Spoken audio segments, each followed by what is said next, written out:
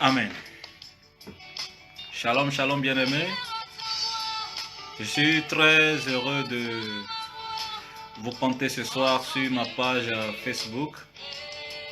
Vous qui êtes déjà connectés, vous qui êtes déjà en ligne, qui avez commencé par suivre cette vidéo en direct, je prie que l'assistance du Saint-Esprit soit dans votre vie au nom de Jésus.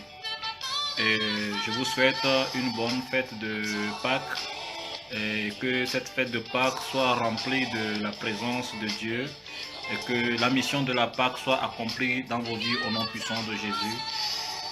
Ce soir, c'est encore un privilège pour moi et je dis merci au Saint-Esprit qui a permis que ce soir, je sois assis sur cette chaise et que je sois devant vous en train de vous parler parce que je ne pensais pas que ça devait être possible, mais c'est possible par la grâce du Seigneur. Et il a choisi qu'aujourd'hui nous commencions par parler de la Pâque, qui est une fête très importante, plus importante que toute autre fête dans le monde entier en fait. Il n'y a pas une fête dans le monde qui a de la valeur dans nos vies comme la fête de la Pâque. La Pâque est au-dessus de toutes les fêtes. Et cette fête a une mission tangible dans nos vies. Cette fête doit remplir une mission très importante dans nos vies. Alors, sois vraiment béni, toi qui es en train de suivre actuellement. Et je vais te demander d'être sérieux ou d'être encore sérieuse pour pouvoir être connecté avec l'Esprit de Dieu et recevoir ta part. Et ce que nous allons commencer aujourd'hui, nous allons le faire pendant 3 jours, aujourd'hui, demain et lundi. On finit lundi. Lundi soir, à pareil moment, nous allons terminer l'enseignement que nous allons entamer aujourd'hui. Sois béni au nom puissant de Jésus. Si tu es d'accord avec moi, alors tu vas faire un avec moi. Nous allons implorer la présence du Seigneur. Nous allons implorer la plénitude du Saint-Esprit ce soir au nom de Jésus. Prions. Éternel, nous voulons te dire merci, nous voulons bénir ton nom. Nul n'est comparable à toi, Jésus. Dieu d'univers, créateur d'univers, toi qui as créé le ciel et la terre, toi qui as créé l'homme et qui as voulu que l'homme soit toujours à ton image. Toi, lorsque l'homme a chuté, toi, Dieu, tu ne cesses de mettre tout le paquet, tous les moyens possibles pour pouvoir le ramener à prendre l'image que toi, tu avais prévue pour lui. Que ton nom soit glorifié au nom de Jésus. Merci parce que tu nous as donné vie afin que nous puissions encore compter une fois cette fête de Pâques dans nos vies. Merci.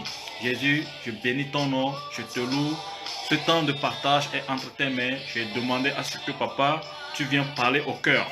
Viens toi-même parle au cœur, assiste papa, une sœur dans le monde quelque part, un frère quelque part, assiste tout un chacun d'entre nous, afin que papa, ce que nous allons écouter ce soir, ce que nous allons écrire ce soir, papa, que cela apporte un plus dans nos vies au nom de Jésus. Merci papa parce que tu entends nos cris, merci parce que tu entends nos pleurs, tu entends papa nos voix et tu nous réponds toujours. Que ton nom soit glorifié au nom puissant de Jésus. Saint-Esprit, je t'invite et je demande que tu prennes possession de la vie, des vies qui vont suivre par cette vidéo au nom de Jésus. Que ton sang inonde leur maison maintenant même, afin que les présences démoniaques, les présences sataniques quittent les maisons au nom puissant de Jésus. Partout où quelqu'un va s'asseoir pour suivre cette vidéo, j'ai demandé ta main puissante sur la vie de cette personne. Parle à sa pensée, parle à son cœur, parle à son âme, parle à son esprit, afin que ce message, papa, soit établi, que ce message ait un fondement solide dans leur vie. Dans le nom de Jésus, j'ai prié. Amen. Amen, amen, amen. Merci à Dieu Tout-Puissant qui a permis que ceci soit possible ce soir. Et nous allons parler de la Pâque, la fête de la Pâque. C'est important que nous puissions avoir une idée sur cette fête de la Pâque. Je rends grâce à Dieu parce que moi, personnellement, il m'a encore fait la grâce d'être parmi les vivants pour pouvoir compter encore cette fête de Pâques dans ma vie. L'année passée, il m'avait fait grâce, je l'ai compté et j'ai commémoré cette fête. Je me suis rappelé du sacrifice que Jésus-Christ a fait pour moi sur la croix et j'ai béni le nom du Seigneur. Et il avait mis une parole dans ma bouche que j'ai annoncée au monde entier concernant cette fête de la Pâque. Et aujourd'hui encore, je pense que ce même Dieu qui nous avait fait cette grâce, il est encore avec nous. Il a permis que nous soyons encore ensemble pour pouvoir partager la même grâce, que nous puissions commémorer cette fête encore une fois et nous rappeler du sacrifice qu'il a fait. Mais bien, il y a quelque chose que nous devons savoir en ce qui concerne cette fête. La Bible a dit dans le livre d'Ésaïe que l'Esprit du Seigneur est sur Jésus.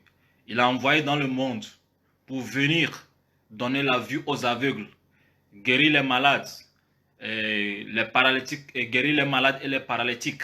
Amen. Et sortir les esclaves, et sortir les âmes de l'esclavage, délivrer les esclaves. Voilà. Et ce que la Bible nous a dit là-bas est très fort, surtout lorsqu'on parle de donner la vue aux aveugles. Tout de suite, nous pensons aux aveugles physiques. Mais laisse-moi ou permets-moi de te dire qu'il ne s'agit pas, ou bien ce n'est pas question des aveugles physiques. C'est vrai qu'avec Christ, les aveugles vont voir. Amen. Parce que sa puissance est au-dessus de toute autre puissance. Et que partout où il va, il fait du bien. La Bible nous a dit que partout où Jésus allait, il faisait du bien lorsqu'il était sur la terre. Partout où il mettait pied, partout où il posait ses pieds, il faisait du bien. Donc quand Jésus vient dans ta vie, c'est pour te faire du bien. Donc vous qui avez Jésus dans votre vie, sachez qu'il est dans votre vie pour vous faire du bien et non du mal. Et il donnait la vue. Par exemple, l'exemple de l'aveugle Bartimée. Et l'aveugle qu'il a pris et il a mené il a sorti du village pour le guérir. L'aveugle qui avait vu, premièrement, les hommes, les humains marchaient comme des arbres qui marchaient. Amen. Donc, il a guéri les aveugles. Mais, ce que la Bible dit ici, dans le livre d'Ésaïe, il ne s'agissait pas des aveugles physiques. Il s'agissait des aveugles spirituels. Amen. L'aveuglement spirituel, il y a cette maladie qui est aussi l'aveuglement spirituel. Beaucoup, nous sommes aveugles spirituellement. Amen. Et Jésus-Christ est venu pour nous donner la vue spirituelle. Il est venu pour nous amener à voir les choses autrement et clairement, nettement désormais. Amen. Ça, c'est le plan de Jésus, afin que nous puissions voir. Il y a des gens qui sont malades. Nous sommes malades spirituellement, nous sommes paralysés spirituellement et nous sommes en esclavage. Donc, tout ce que Jésus disait, c'était spirituel. Amen. C'était spirituel. Et tout se résume en esclavage, en servitude. Tout cela, ça se résume en servitude, en esclavage. Amen. Et le plan du Seigneur, c'est que nous puissions sortir de la servitude. Lorsque tu vas sortir de la servitude, tu serais libre de marcher, tu serais libre de parler, tu serais libre de voir clairement, de voir les choses clairement. Premièrement, ta mentalité va changer, tu seras libre dans ta pensée et tu vas voir les choses autrement. Et c'est ça c'est le plan de Jésus. Amen. Donc, ce que je veux vous dire par là, c'est que il y a des choses que nous devons comprendre. Nous ne devons pas demeurer aveugles éternellement. Surtout spirituellement, nous ne devons pas demeurer aveugles. Il faut que nous commencions par voir les choses telles que Dieu les voit. Il faut que nous commencions par comprendre les choses telles que Dieu les comprend. Il faut que nous commencions par examiner les choses telles que Dieu les examine. Et il faudrait que nous commencions par suivre les choses dans le sens que Dieu lui-même a programmé. Amen. Surtout en ce qui concerne notre vie personnelle. Je rends grâce à Dieu parce que chacun d'entre nous va fêter cette Pâque chez lui. Il n'y aura pas question d'église. Donc, il n'y aura pas de troubles. Amen. Personne ne troublera ta concentration. Toi et ta famille, vous allez fêter la Pâque chez vous. Mais ce que je vais te dire, la Pâque ne se fête pas comme le monde le fête. Non. La Pâque ne se fête pas comme les gens le pensent. Amen. L'année passée, j'avais envoyé un message. L'année passée pour expliquer ce que c'est que la Pâque. Amen. Et aujourd'hui encore, on va aller plus en profondeur pour comprendre. À partir d'aujourd'hui, nous allons comprendre encore beaucoup de choses en ce qui concerne cette fête de Pâques. Ce que je vais te demander, toi qui me suis, je vais te demander de ne pas prendre à la légère la fête de la Pâque. Ne la prends pas à la légère parce que c'est une fête très importante. C'est pourquoi Dieu va nous ouvrir les yeux. Nous ne serons plus aveugles à travers sa parole, à travers le message, l'enseignement que nous allons recevoir pendant ces 3 jours. Dieu va nous ouvrir les yeux pour que nous sachions qu'est-ce que la Pâque a produit dans notre vie. Et après, nous allons sonder notre vie pour voir si réellement la mission de la Pâque s'est accomplie réellement dans notre vie ou pas. C'est important qu'on voie si la mission de la Pâque s'est accomplie dans nos vies ou pas. Si ce n'est pas le cas, alors point d'interrogation à ton adoration. Parce que si tu n'es pas passé par la Pâque, sois sûr que tu ne peux pas adorer Dieu. Toute personne qui n'est pas passée par la Pâque, toute personne qui n'est pas rentrée dans la Pâque, toute personne dans la vie de qui la Pâque n'a pas accompli sa mission, la Pâque n'a pas accompli sa destinée, cette personne ne peut pas plaire à Dieu et cette personne, on ne peut pas l'appeler un adorateur et cette personne, si la trompette sonne, elle ne peut pas aller au ciel. Amen. Alors, tu vas suivre cet enseignement bien, tu vas prendre ton temps pour mieux suivre cet enseignement afin que la mission de la Pâque, tu vas sonner dans ta vie. Si ce n'est pas accompli, alors tu vas chercher la face du Seigneur, tu vas chercher Dieu dans la prière, tu vas chercher Dieu vraiment dans tous les sens possibles pour que la mission de la Pâque soit accomplie où? Dans ta vie, dans la vie de ta famille, dans la vie de ton mari, dans la vie de ta femme, dans la vie de tes enfants. C'est très important, bien-aimés. Soyez richement bénis, que le Saint-Esprit vous assiste. Demain dimanche, ce que je vais vous demander, c'est que vous et votre famille, si vous pouvez avoir le vin et le pain, nous allons faire la Sainte Seine en direct. Amen. Nous allons faire la Sainte Seine en direct parce que le jour de la Pâque, nous devons faire la Sainte Seine. Amen. La Sainte Seine, elle est biblique. Beaucoup de personnes enseignent aujourd'hui que la Sainte Seine est démoniaque, la Sainte Seine n'est pas bonne. Mais laisse-moi te dire que la Sainte Seine, elle est biblique et elle est importante dans la vie de tous les enfants de Dieu. Écoute ceci. À chaque fois que les apôtres se réunissaient, ils rompaient le pain. Ils faisaient toujours la Sainte Seine avant de se séparer. À chaque fois, quand vous lisez très bien, à partir du livre des Actes jusqu'au livre de Jude, à chaque fois que les apôtres se rencontraient surtout en ce qui concerne la Sainte Seine, ils faisaient toujours la Sainte Seine. C'est très important. Donc demain, ce que l'Esprit de Dieu a mis sur mon cœur, c'est que demain, vous qui suivez, préparez-vous, vous et vos enfants, vous allez suivre, vous allez rester devant vos appareils, devant votre ordinateur, devant, si c'est la télé, je ne sais pas, vous allez rester devant et puis nous allons faire la Sainte Seine en direct. Le Saint-Esprit va bénir le vin, il va bénir le pain et nous allons faire la Sainte Seine en direct. C'est très important. Amen. Soyez richement bénis. La Pâque, ce que tu dois savoir avant que nous ne rentrions dans l'enseignement, c'est que la Pâque, premièrement, est une fête chrétienne. Amen. Est une fête chrétienne instaurée. Amen. Instaurée par Dieu lui-même aux enfants d'Israël. Lorsque vous lisez dans le livre de Exode 12. Amen. Exode 12, le verset 1 à 24. Vous allez comprendre que la Pâque a été instaurée par Dieu lui-même. Amen. Je prie que le mystère qui est caché dans cette fête s'accomplisse dans ta vie. Après les 3 jours, après avoir écouté cet enseignement pendant les 3 jours. Je prie aussi que le Seigneur nous fasse grâce pour qu'on n'ait pas de troubles pendant ces 3 jours, pour que le programme soit respecté au nom puissant de Jésus. Amen. La Pâque est une fête instaurée par Dieu. C'est ce que tu dois connaître premièrement. C'est Dieu qui a instauré cette fête aux enfants d'Israël. Amen. Mais bien avant d'instaurer cette fête aux enfants d'Israël, tu vas comprendre que Dieu a annoncé la Pâque depuis le temps d'Abraham. Amen. Même si on va aller plus loin, vous allez voir que Dieu a annoncé la Pâque depuis le jardin d'Éden avec Adam et Ève. Lorsqu'ils ont chuté, pour couvrir leur nudité, amen, pour ne pas les tuer, pour leur donner encore la vie, qu'est-ce que Dieu a fait? La Bible dit que Dieu a tué une bête, autrement dit, Dieu a versé le sang, et il a pris la peau de la bête, et il les a couverts, il a couvert leur nudité. Donc, si on peut aller encore plus loin, nous allons comprendre que la Pâque est annoncée depuis le jardin d'Éden. Amen. La Pâque est annoncée depuis le jardin d'Éden. Arrivé au niveau d'Abraham, la Pâque a été annoncée. Amen. Et arrivé avec les enfants d'Israël maintenant, la Pâque a été maintenant établie par Dieu. Amen. Vous prenez vos bics, vous notez Exode 12, le verset 1 à 24. Vous allez comprendre de quoi il s'agit. Amen. Dieu a annoncé la Pâque, ou bien établi maintenant la Pâque dans ce livre. Donc, la Pâque est une fête chrétienne, pas une fête païenne. C'est ce que vous devez comprendre. La Pâque est une fête chrétienne. L'année passée, j'avais déjà donné ce message pour éclairer le monde entier, pour qu'ils sachent que la Pâque n'est pas une fête païenne, mais une fête chrétienne. Mais malheureusement, aujourd'hui, les païens fêtent la Pâque plus que nous. Si les païens fêtent la Pâque, c'est que la Pâque a été souillée. Amen.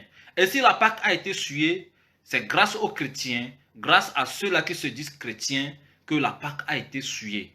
La Pâque a été trahie. Amen. Parce que la Pâque est une fête saine. Amen.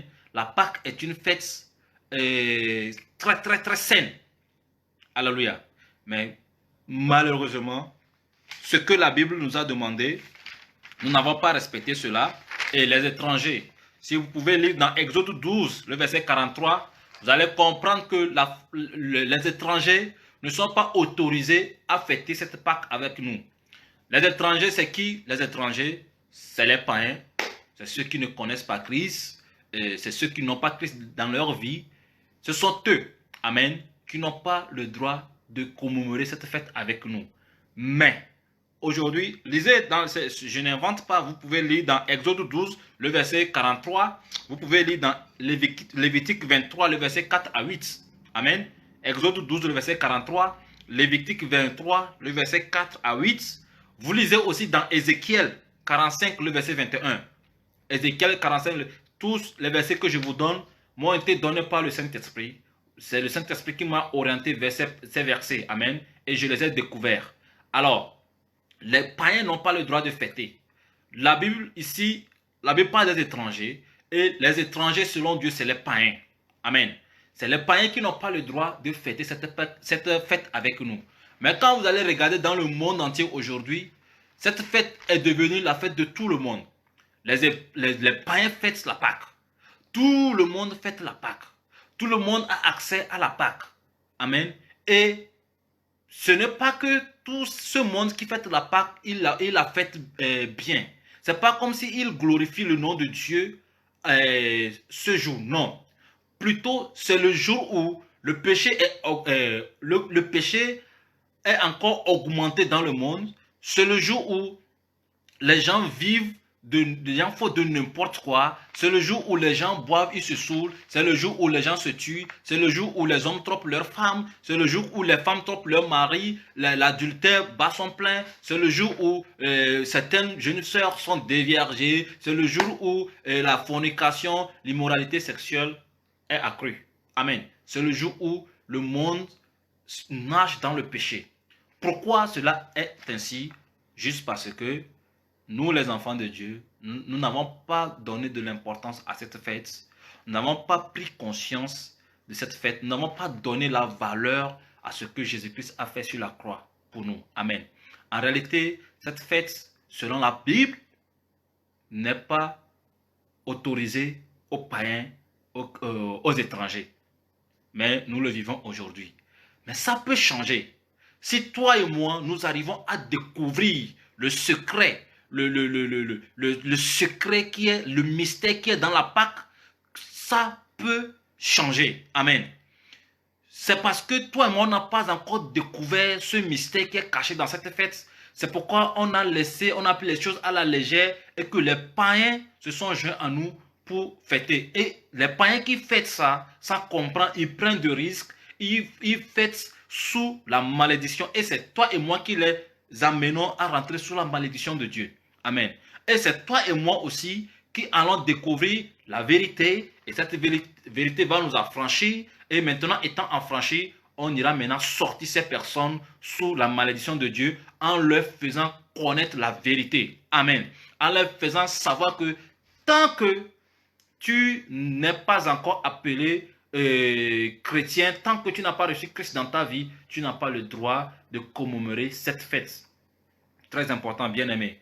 Soyez bénis. Nous pouvons changer les choses parce que avec notre Dieu, rien n'est impossible, tout est possible. Mais ça dépendra de toi et moi, notre volonté. Ça dépendra de toi et moi, notre sincérité, notre fidélité dans la marche avec le Seigneur Jésus-Christ. Très important, soyez bénis. Autre chose que tu dois connaître, la mission de la Pâque. La Pâque a sa mission, amen, à accomplir. La première mission que la Pâque a accomplie dans nos vies, première mission, c'est la vie. Amen. La mission de la Pâque, c'est de nous donner la vie. La Pâque a une mission de sauvetage. C'est-à-dire que la Pâque sauve. Elle est instaurée par Dieu pour sauver. Quand vous regardez Adam et Ève, la Pâque les a sauvés. Quand vous regardez Abraham, la Pâque a sauvé qui? Isaac. La Pâque a sauvé Isaac là-bas. Amen. Isaac devait être tué, mais la Pâque s'est présentée. Alléluia. La Pâque s'est présentée, la Pâque s'est annoncée. La Pâque a fait clin d'œil, puisqu'elle n'était pas encore instaurée par Dieu. Donc, elle a fait clin d'œil à Abraham. Amen. Et immédiatement, Isaac a été sauvé. Abraham a profité de cette occasion et Isaac a été sauvé. Isaac a eu la vie sauve. Donc, avec le peuple israélite aussi, la Pâque a été instaurée. Pourquoi? Pour leur donner quoi? La vie. Amen. Du moment où la mort est en train de frapper, comme ce qui se passe aujourd'hui dans le monde, du moment où la mort est en train de frapper, la Pâque s'est présentée en même temps. Pourquoi? Pour donner la vie. Donc, ne pense pas que Dieu n'a pas su faire les choses. Non, rien n'arrive au hasard. Si c'est dans ce temps de confinement, si c'est dans ce moment, c'est dans ces périodes où la mort est en train de frapper partout. Tout récemment, on a appris encore le nombre de morts que les États-Unis ont connu. Amen. Si la mort est en train de frapper de gauche à droite, les gens qui meurent sans cette maladie, sans Covid-19, les gens qui meurent avec Covid-19, tout ça là, dans ton entourage, les gens meurent. Et c'est dans cette période que cette fête se fait voir, ou bien c'est dans cette période que cette fête sera célébrée. Alors sache que cette fête est venue maintenant pour te communiquer toi la vie. Mais avant que tu n'aies la vie, il y a quelque chose que tu dois cerner. Et pendant les 3 jours, tu vas finir par cerner ce qui va te donner la vie. Amen. Ce qui donne la vie, c'est dedans. Nous appelons la Pâque, la Pâque, la Pâque. Oui, la Pâque. Maintenant, quand nous prenons la Pâque, il faudrait le décortiquer complètement. Il faudrait ouvrir la Pâque pour sortir ce qui donne la vie. Tant que tu n'as pas cerné ce qui donne la vie, tu n'as pas la vie. Tu vas prononcer la Pâque sur ta langue. Bien aimé. C'est pourquoi je vous dis que lorsque la Bible dit que les étrangers n'ont pas le droit de fêter la Pâque, sachez-le très bien qu'à l'église aussi, il y a les étrangers. À l'église aussi, il y a les païens. Amen. Et ces païens même à l'église n'ont pas le droit de fêter la Pâque. Bien aimé. Quand tu es chrétien, quand tu te dis tu es chrétien, tu vas à l'église, tout ça là, mais tu n'as pas la crainte de Dieu, tu n'as pas le droit de fêter la Pâque. Tu n'as pas le droit de commémorer parce que tu n'es pas encore affranchi. Parce que la Pâque n'a pas accompli sa mission dans ta vie. Ceux qui ont le droit de commémorer cette fête, c'est ceux qui sont vraiment affranchis. C'est ceux qui ont vraiment connu la Pâque. C'est ceux qui ont vraiment donné l'importance de cette fête.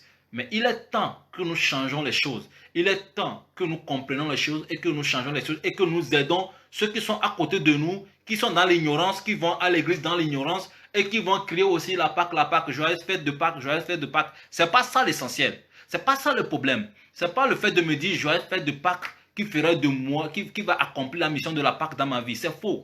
Amen.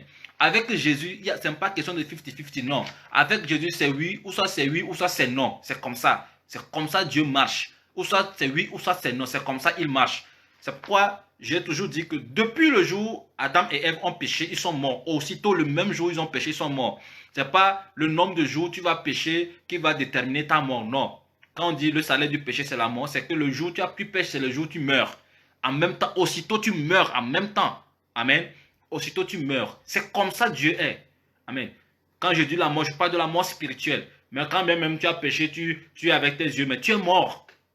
Chez Dieu, tu es mort. C'est ce qui se passe. Amen. Tu comprendras ça plus tard. Tu comprendras pourquoi j'ai dit cela.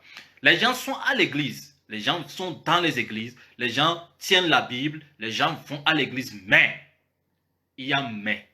Le mais là, c'est quoi? C'est que ils sont des étrangers.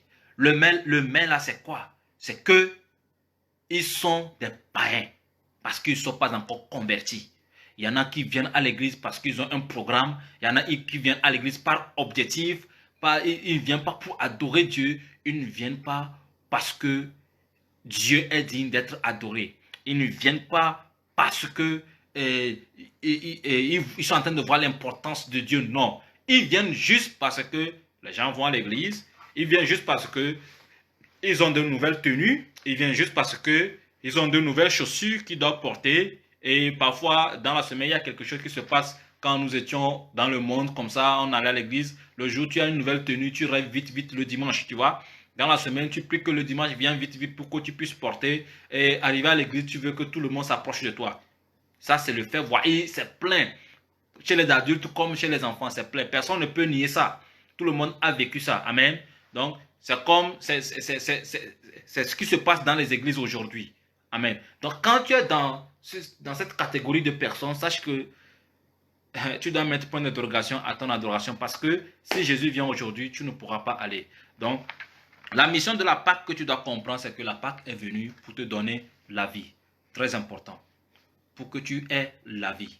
Alléluia. Mais ce soir, nous allons commencer l'étude. Ce soir, nous allons parler de quelque chose de très important en ce qui concerne la Pâque. Peut-être que tu vas avoir une révélation et tu vas comprendre beaucoup de choses.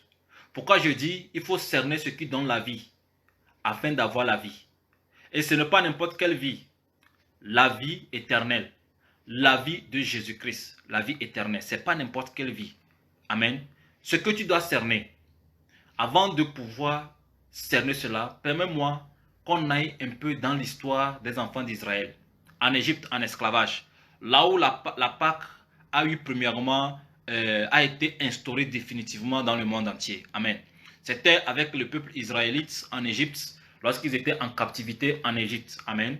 Donc, c'est là, pour les sortir, après tant d'années d'esclavage, après une longue durée, une longue année d'esclavage, des années d'esclavage. Amen. Dieu a écouté leur cri. Il a appelé un bonhomme qu'on appelle Moïse. Amen. Même la vie de Moïse aussi, c'est un sujet. Un jour viendra, nous allons venir sur ça, nous allons décortiquer la vie de Moïse. Alléluia. Nous allons rentrer et décortiquer un peu la vie de Moïse. Dieu, il a appelé Moïse, il a dit quelque chose. Il dit, j'ai entendu. Alléluia. Je prie que Dieu t'entende dans ces 3 jours. Qu'il t'entende dans ces 3 jours. Lorsque tu seras en train de prier, toi et ta famille, qu'il vous entende au nom de Jésus. Il dit, j'ai entendu les cris de mon peuple. J'ai entendu les pleurs de mon peuple. J'ai entendu la voix de mon peuple qui réclame la délivrance. C'est comme, ça me rappelle lorsque j'étais au paradis, lorsque le Seigneur m'a ravi au paradis, après avoir visité tous les lieux, tout ce que je devais visiter au paradis, il me disait de repartir. Et j'ai dit non, je ne vais pas repartir, Seigneur. Je ne vais pas repartir. Jésus dit non, divin, tu dois repartir. Tu dois repartir. J'ai dit non, Seigneur, je ne vais pas repartir. Je ne vais pas retourner sur la terre. Parce que je voyais la terre comme la boue. J'ai dit non, je ne vais pas retourner sur la terre. Il dit non, tu dois repartir. Donc, dans cette discussion, le Seigneur a ouvert mes oreilles et j'ai entendu des cris venant de la terre. Des cris qui réclamaient la justice. Des pleurs, des femmes, des hommes, des enfants, des cris qui venaient qui réclamaient la délivrance. Des âmes qui étaient assoiffées de la vérité. Des âmes qui criaient, dit trop c'est trop. Il est temps que nous sortions de cette abomination, de ces abominations. Il est temps, les gens qui criaient, Seigneur, au secours. J'entendais ces cris qui venaient de la terre. J'ai posé la question à Jésus, Seigneur, est-ce que ces cris viennent de l'enfer? Est-ce que les cris que j'entends viennent de l'enfer? Jésus m'a dit non. Divin, les cris que tu entends ne viennent pas de l'enfer. Ça vient de la terre. C'est à cause de ces cris, c'est à cause de ces personnes que tu dois retourner. Tu dois retourner vers ces personnes. C'est à cause de ces personnes que je t'ai prise pour cette formation. C'est à cause de cette personne que je mettrai ma parole sur ta langue pour aller les transmettre. Divin, tu dois repartir. Et c'est avec ça que le Seigneur m'a cassé. C'est avec ça que le Seigneur m'a convaincu. Et je suis revenu dans mon corps. Alléluia. Et aujourd'hui, je suis devant toi, je te parle. Bien-aimé, Dieu dit, j'ai entendu le cri de mon peuple. Et je suis descendu pour les secourir. Alors toi, Moïse, tu iras vers eux. Tu iras vers ce peuple pour leur communiquer ma parole. Tu iras vers ce peuple pour partager pour partager la parole de la délivrance avec eux. Tu iras vers ce peuple pour les sortir de l'Égypte. Alléluia. C'est ainsi que Dieu a envoyé Moïse en mission. Mais lorsque Moïse est arrivé, ça n'a pas été facile. Il a fallu l'intervention de Dieu pour pouvoir sortir Israël de l'Égypte. Dieu a adopté une stratégie que nous avons appelée les 10 plaies. Dieu a frappé l'Égypte de 10 plaies. Les 10 plaies ont ravagé l'Égypte. Les 10 plaies ont fait connaître l'Égypte des jours malheureux, des jours douloureux, des jours de pleurs. Et l'Égypte a reconnu la grandeur de Dieu. Amen. Mais parmi les 10 plaies, il y a une des plaies sur lesquelles nous allons nous tenir. 10e plaie. C'est la 10e plaie qui va nous amener à discerner ou bien à sortir ce qui va nous donner la vie dans la Pâque. Ce qui nous a tués, alléluia, et ce qui va nous donner la vie dans cette fête de Pâques, alléluia. Ce que nous devons abandonner pour pouvoir avoir la vie, c'est à partir du 10e plaie que nous allons discerner cela. Le 10e plaie, c'était quoi? Dieu a envoyé l'ange de la mort en Égypte. Et l'ange là avait pour mission de tuer tous les premiers-nés égyptiens. De les tuer. De mettre Égypte dans la désolation. Amen. Premier-né. Le tout premier-né dans une famille. Alléluia. C'est sur ce premier-né qu'on compte relever la tête de la famille. C'est le premier-né là qui est l'espoir de la famille. Alléluia. C'est le premier-né là qui tient la clé de la renaissance de la famille. C'est le premier-né là qui donne le courage aux parents. Ou bien c'est le premier-né là qui fait la fierté des parents. Alléluia. C'est sur lui les parents comptent. C'est sur lui on dit que demain si je ne suis pas là, c'est celui-là qui prendra la relève de ma famille. Même avec les rois, si nous allons parler des rois dans les royaumes, les rois laissent toujours leur trône au premier-né. Amen. C'est le premier fils qui est le successeur du père. Alléluia. Donc la plupart des temps, c'est ce qui se passe. Le premier fils prend la place du père. Autrement, le premier-né prend la place du père. C'est ce qui se passe toujours. Mais regardez ce que Dieu a décidé. Dieu, sachant que le premier-né, tous les premiers-nés étaient, en d'autres termes, la force de l'Égypte. C'était la force de l'Égypte. Mais Dieu a décidé de frapper l'Égypte en tuant les premiers-nés égyptiens. Juste parce qu'il veut sortir le peuple israélite de l'Égypte. Quelqu'un va dire, wow, Dieu a été cruel. Dieu a été cruel. Dieu a été cruel. Mais laisse-moi te dire, Dieu n'a pas été cruel. Ça a été toujours son plan. Ça a été toujours sa stratégie. Dieu, il a toujours marché comme ça. Tu dois savoir une seule chose. Dieu, pour agir ou bien pour intervenir dans une situation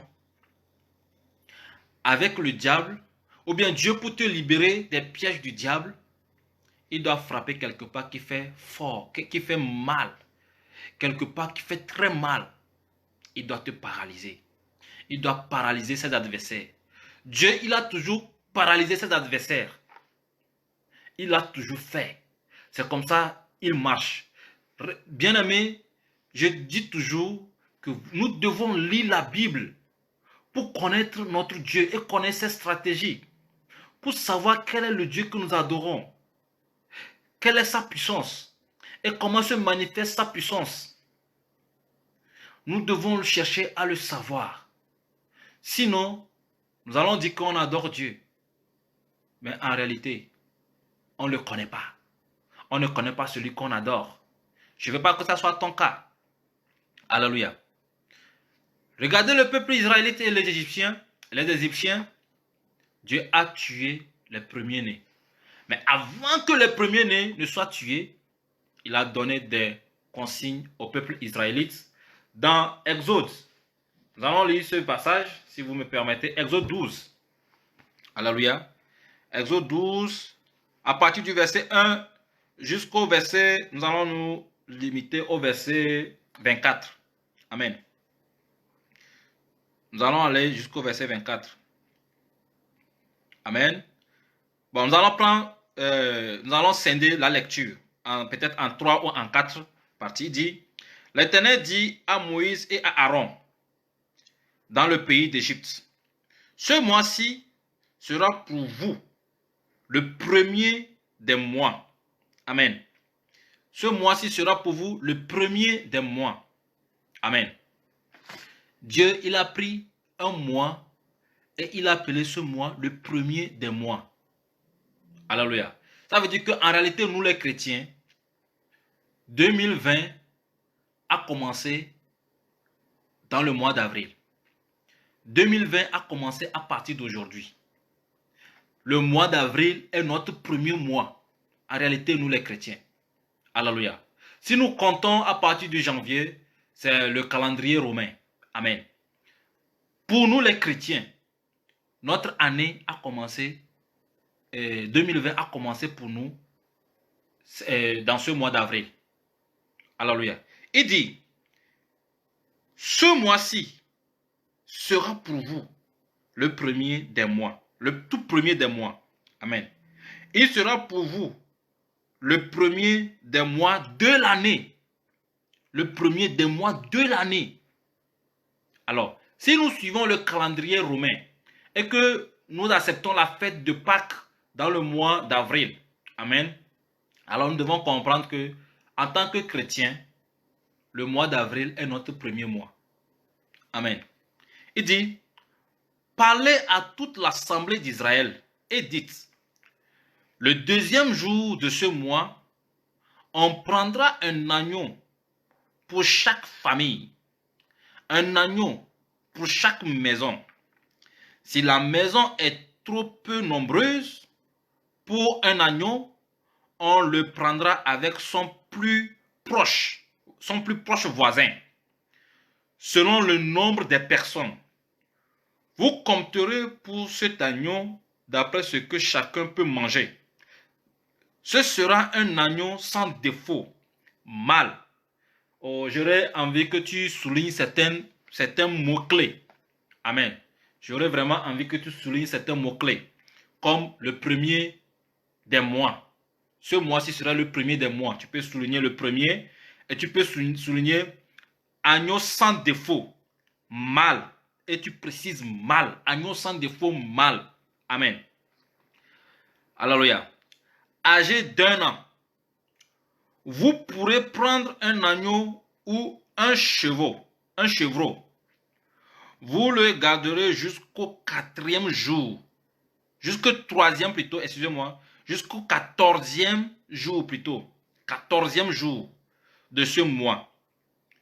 Et toute l'assemblée d'Israël l'immolera entre les 2 soirs. On prendra de son sang et on en mettra sur les deux poteaux et sur le linteau de la porte des maisons où on le mange. Amen. Les linteaux de la porte où on le mange. Nous parlons de la Pâque. Alléluia. Le verset 8. Il dit, cette même nuit, amen, cette même nuit, on en mangera la chair rôtie au feu. On en mangera avec des pains sans levain et des herbes amères. Vous pouvez souligner amères. Des herbes amères. Le pain sans levain avec des herbes amères. Alléluia. Vous pouvez souligner amer. Parce que je vais vous faire comprendre pourquoi le mot amer est utilisé là-bas. Ce n'est pas pour un hasard. L'Esprit du Seigneur m'a fait comprendre pourquoi le mot amer est utilisé là-bas. Alléluia. Avec des herbes amères. Vous le mangerez point à demi cuit et bouilli dans l'eau, mais il sera rôti au feu, avec la tête, les jambes et l'intérieur. Dieu est trop merveilleux. Amen. Vous n'en laisserez rien jusqu'au matin. Et s'il en reste quelque chose, le matin, vous le brûlerez au feu. Quand vous le mangerez, vous aurez vos reins sains. Alléluia. Vous aurez vos reins sains, vos souliers aux pieds et votre bâton à la main. Alléluia. Et vous le mangerez à la hâte. C'est la Pâque de l'Éternel. Vous le mangerez à la hâte. C'est la Pâque de l'Éternel. C'est là où Dieu a instauré la Pâque. Voici les instructions que Dieu a données au peuple israélite. Amen. Avant que l'ange de la mort ne vienne frapper.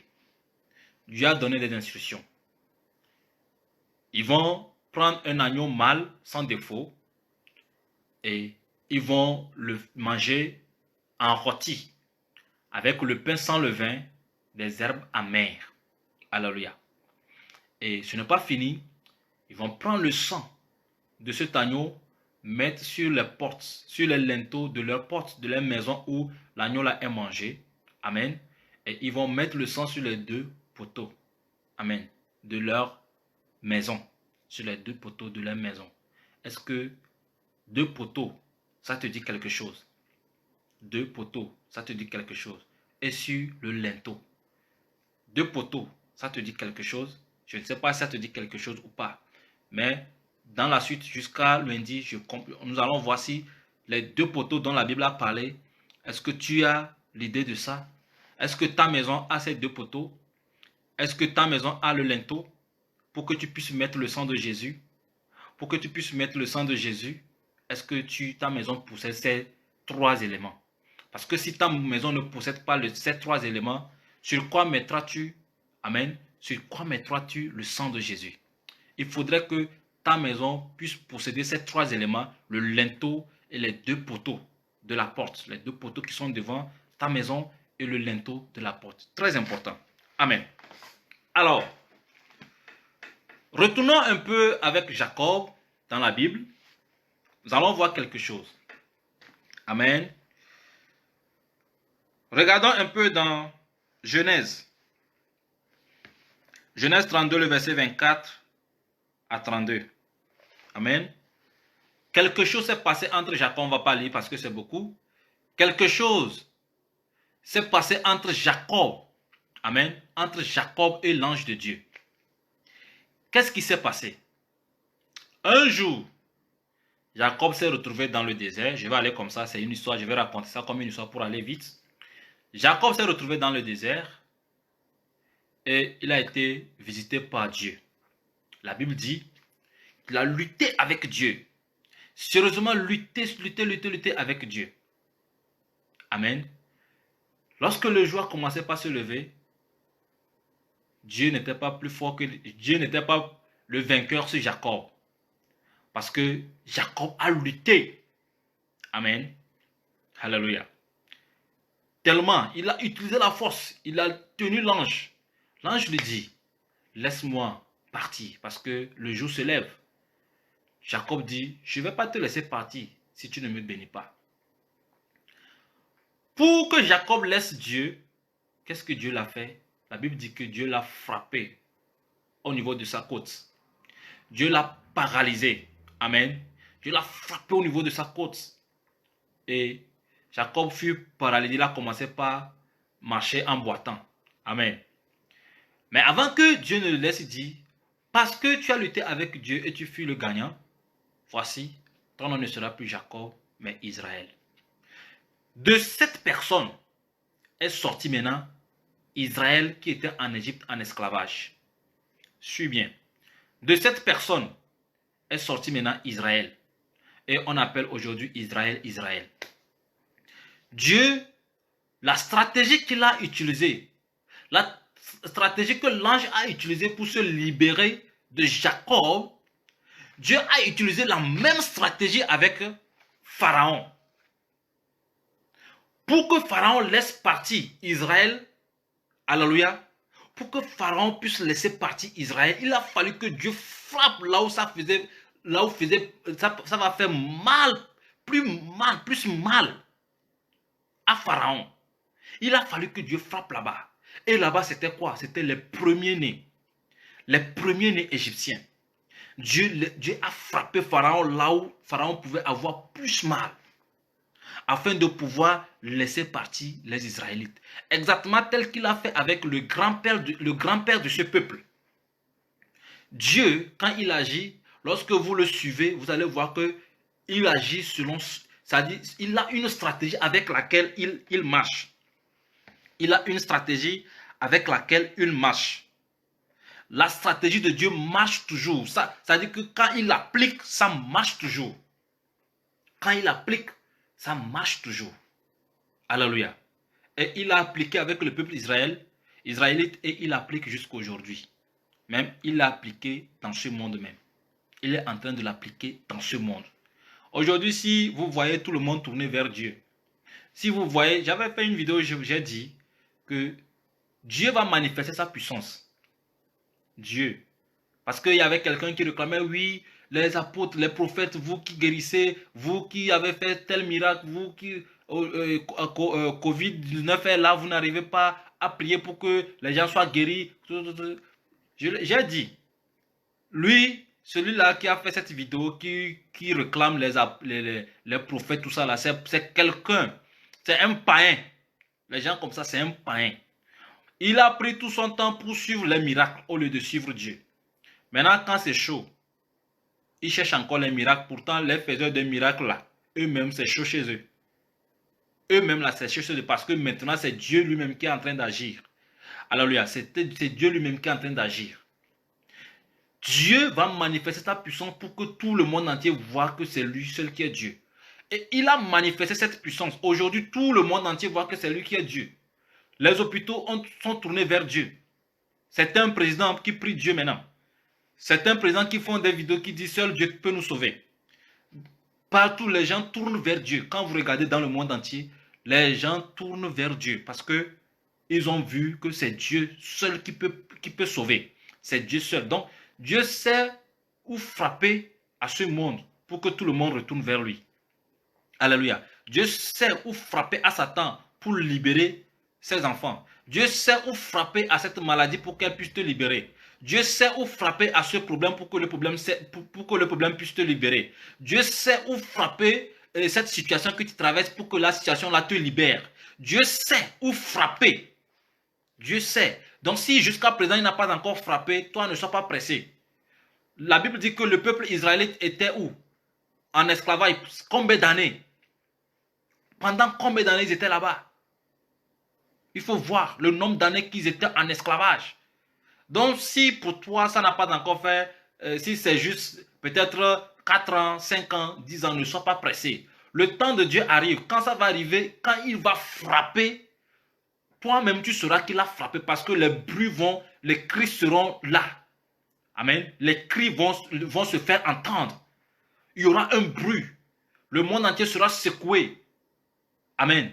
Ton entourage sera secoué. Tout le monde sera secoué et tout le monde dira oui, ton Dieu, il est Dieu. Dieu, il sait où frapper. Il sait où frapper à cette situation pour qu'elle puisse te laisser. Alléluia. Elle puisse te laisser pour que tu puisses l'adorer tranquillement. Donc, ne sois pas pressé. Reste calme. Laisse Dieu agir. Quand son heure va arriver, ce n'est pas comme s'il ne t'écoute pas, il t'écoute. Mais quand son heure va arriver, il fera la même chose qu'il a fait à Pharaon. Alléluia. Il fera la même chose qu'il a fait à Pharaon. Il a frappé là où ça pouvait faire mal. Plus mal à Pharaon, c'était les premiers-nés. tous les premiers-nés égyptiens. Parce que c'est sur eux l'Égypte comptait. C'est sur eux le peuple égyptien comptait. C'est sur eux. Pharaon se disait que si je mourais un jour, mon fils va prendre ma place. Mon fils va régner. Mon fils va gouverner. Mais un seul jour, il a perdu ce fils. Une famille en Égypte serait en train de dire, ouais, si je mourrais un jour, mon fils prendra la relève. Il prendra mon héritage. Il dirigera, il fera comme ça. Il y en a même qui vont prendre leur fils. Ils vont les montrer les terrains. Regarde, tout ceci sera à toi un jour. Tout ceci. Mais un seul jour, une seule nuit. On a entendu le cri dans telle maison. On a entendu le cri dans telle maison. On a entendu le cri dans l'autre maison. Dieu a frappé. Alléluia. Il a paralysé l'Égypte. Donc l'Égypte n'avait qu'une seule solution. Si l'Égypte veut vraiment éviter le pire que ce qui venait de se passer, l'Égypte n'avait qu'une seule solution, c'est d'appeler Moïse et de lui dire, prends ton peuple, prends les enfants d'Israël avec toi et quittez notre territoire vite. Amen. Et c'est ce qui fut fait. Pharaon n'avait pas d'autre choix que de libérer le peuple israélite. Bien-aimé, dans ce que Dieu a fait, la 10e plaie, il y a un mystère qui est caché dedans, que je vais te relever. Je vais te révéler plutôt. Alléluia. Le mystère caché du 10e plaie, qui se produit aujourd'hui, qui doit se produire dans ta vie. Le 10e plaie. Alléluia. Exode 12, le verset 29. Les premiers-nés des Égyptiens étaient premièrement un sacrifice que Dieu a fait. Alléluia. Il ne peut pas avoir de sacrifice sans le sang. Alléluia. Il ne peut pas avoir de sacrifice sans le sang. Donc, les premiers-nés, quand vous regardez, Dieu parle du premier mois. Amen. Il parle du premier mois. Il parle d'agneau mâle. Il parle d'agneau mâle, sans défaut. Il parle du premier mois. Il prend le premier-né et il prend le sang. Si vous regardez, vous allez voir que les 5 éléments que je viens de regrouper avec mes doigts représentent une seule personne. Alléluia. Représentent une seule personne. Pharaon était le roi. Alléluia. Pharaon était le roi. Et Dieu a tué tous les premiers-nés égyptiens. Je veux te parler de la Pâque. Je suis en train de te parler de la Pâque. Amen. Dieu a tué tous les premiers Égyptiens. Au même moment qu'il devait tuer tous les premiers Égyptiens, il y avait le sang des agneaux qui sont versés. Qui est versé plutôt. Il y avait le sang des agneaux qui est versé. Et on a mis le sang sur les poteaux. On a mis le sang sur les linteaux. Alléluia. Maintenant, quand la mort est arrivée, la mort a vu le sang et la mort est passée. Maintenant, la chair a été mangée. La chair du sang qui est versé a été mangée. Au même moment que la chair là est mangée, en ce même moment, il y a les cris dehors, il y a la mort dehors. Donc, la mort est partie où? La mort des agneaux là est rentrée dans le peuple égyptien. Alléluia. Le peuple israélite ne pouvait plus pleurer la mort parce que la vie, toute la vie de l'Égypte a quitté. La vie a quitté l'Égypte et la vie est rentrée au sein du peuple Israël, dans les maisons israélites. Et la mort maintenant est rentrée dans la maison de Pharaon. Qu'est-ce que cela signifie? Lorsque Dieu voulait faire comprendre aux Égyptiens que ils sont en réalité des morts. Une révélation que je suis en train de recevoir de la part du Seigneur tout à l'heure. Ils sont en réalité des morts. C'est Israël qui est la vie qui était au sein de ce peuple. C'est Israël qui était là, qui le connaissait, lui Dieu, qui était la vie, qui était au sein de ce peuple. Si Israël se retire, comme on parle de confinement, si Israël se retire dans sa chambre, il ferme sa porte, eux, ils vont mourir. Donc, le jour où Israël va quitter l'Égypte, spirituellement, devient quoi? Une terre morte, devient une terre d'obscurité complètement parce que la lumière va quitter. Le peuple de Dieu a quitté là-bas. Quelque chose que Pharaon n'a pas su. Parce que si vous me remontez un peu dans l'histoire de Joseph, Joseph qui a introduit le peuple Israël sur le sol égyptien, c'est Joseph qui a sauvé l'Égypte de la famine. Joseph qui craignait Dieu, qui avait gardé la crainte de Dieu en lui. C'est lui qui a sauvé l'Égypte de la famine. C'est lui qui a apporté la lumière en Égypte. C'est lui qui a travaillé pour le développement de l'Égypte. Donc c'est un chrétien, c'est un enfant de Dieu. Maintenant, le roi qui était, le pharaon qui était à l'époque de Joseph, il était mort et un autre pharaon a pris, lui, il n'a pas su reconnaître, il n'a pas su avoir cette révélation que, en réalité, Israël qui est là, c'est Israël là qui est en train de développer l'Égypte. Donc, il faudrait plutôt prendre soin de l'Israël, il faudrait plutôt protéger Israël, comme le monde ne reconnaît pas aujourd'hui l'importance du chrétien. Le monde ne reconnaît pas aujourd'hui l'importance de Dieu. Le monde a rejeté Dieu. Le monde, à l'école, on a rejeté Dieu. Dans les hôpitaux, on a rejeté Dieu. Dans les services, on a rejeté Dieu. On n'a pas le temps pour Dieu. En Europe, on dit time. En Amérique, on dit time is money.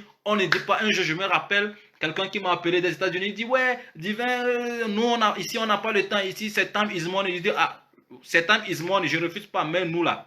Time is heaven. C'est pas time is money chez nous. Ici, c'est time is heaven. Amen. Donc, en Europe, tout le monde dit le temps, c'est de l'argent. On n'a pas le temps de Dieu. On a renié Dieu comme Pharaon l'a fait. Le nouveau Pharaon l'a fait. Ils n'ont pas su que c'est le nom de Dieu qui régnait dans la vie des vrais chrétiens qui maintenait la colère de Dieu et Dieu n'abattait pas sa colère. C'est le nom de Dieu qui était dans la vie des chrétiens qui maintenait la vie sur la terre, qui maintenait la vraie vie sur la terre, qui maintenait la santé, qui maintenait les bénédictions sur la terre.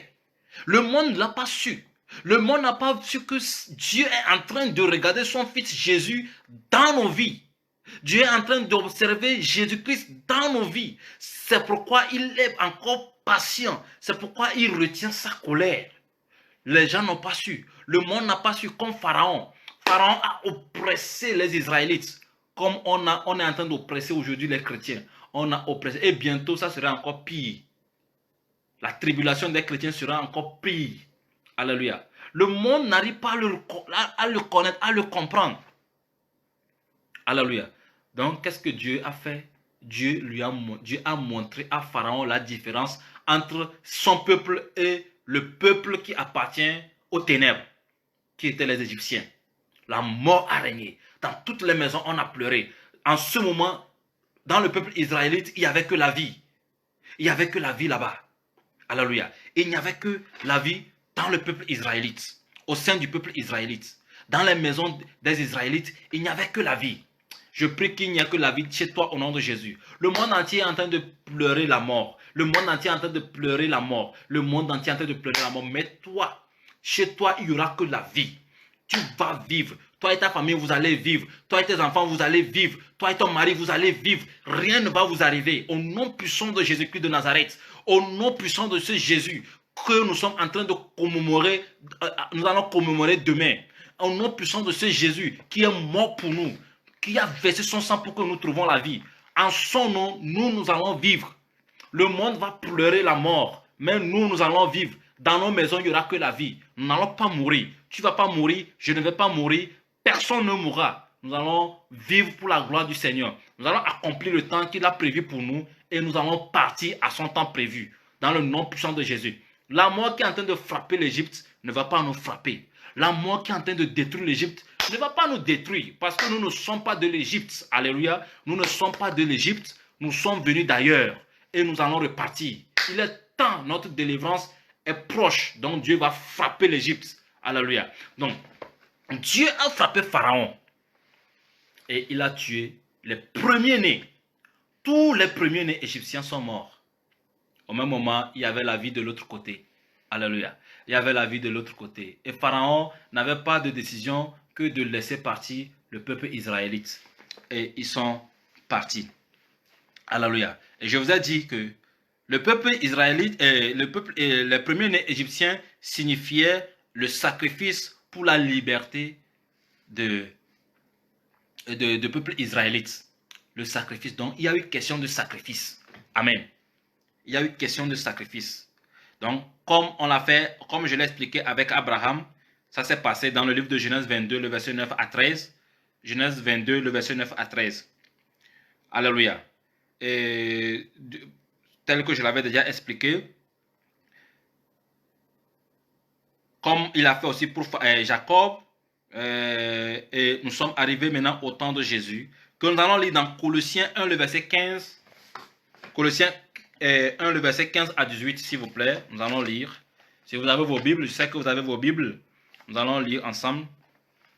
Colossiens 1, le verset 15 à 18. Amen. Colossiens 1, le verset 15.